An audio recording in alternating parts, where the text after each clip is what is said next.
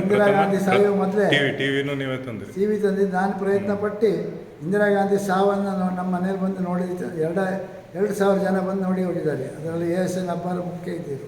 ಈಗ ಆಗಿನ ಕುಂದಾಪುರ ಈಗಿನ ಕುಂದಾಪುರ ತುಂಬ ವ್ಯತ್ಯಾಸ ಉಂಟು.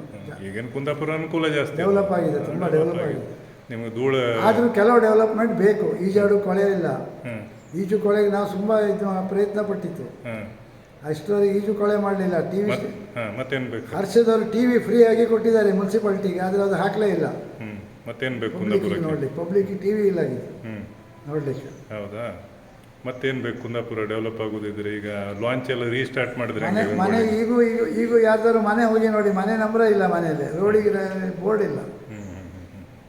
ಅದು ನೀವು ಪಂಚಾಯತ್ ನಾವು ಮುನ್ಸಿಪಾಲ್ಟಿಯವ್ರಿಗೆ ಹೇಳಿ ಆಯ್ತು. ಅದು ನೋಡು ನೋಡು ನೋಡು ಅಂತ ಹೇಳಿದ್ದಾರೆ, ಇಷ್ಟವರೆಗೆ ಆಗಲಿಲ್ಲ. ನೋಡುವ ಯಾವ ರೋಡಿಗೆ ನೋಡಿ, ಯಾವ ರೋಡಿ ಎಲ್ಲಿ ಹೋಗ್ತದೆ ಅಂತ ಕೇಳಿದ್ರೆ ಯಾರಿಗೆ ಗೊತ್ತಿಲ್ಲ. ಚಿಕನ್ ಸಾಲ್ ರೋಡಿಗೆ ಇದೆ ಗೊತ್ತಿಲ್ಲ,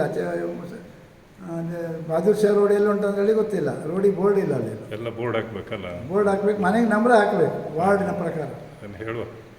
ಈಗ ಥ್ಯಾಂಕ್ ಯು ನರೇಂದ್ರ, ಇದ್ರ ಬಗ್ಗೆ ಎಲ್ಲ ಹೇಳೋದಕ್ಕೆ. ಇದನ್ನು ನಾನು ಅಪ್ಲೋಡ್ ಮಾಡ್ತೀನಿ.